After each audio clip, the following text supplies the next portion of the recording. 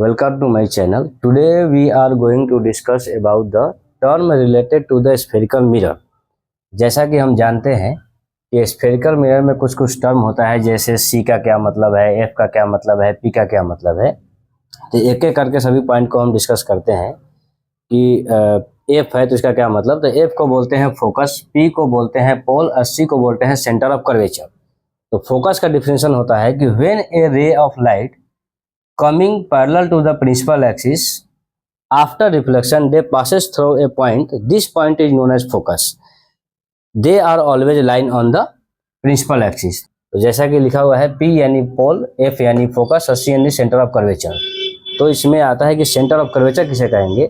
Mirror जिस भी किसी स्फेरिकल मिरर का पार्ट होता है, उस स्फेरिकल मिरर के सेंटर को ही हम लोग बोलते हैं सेंटर ऑफ कर्वेचर, जिसे हम लोग डिनोट करते हैं C से।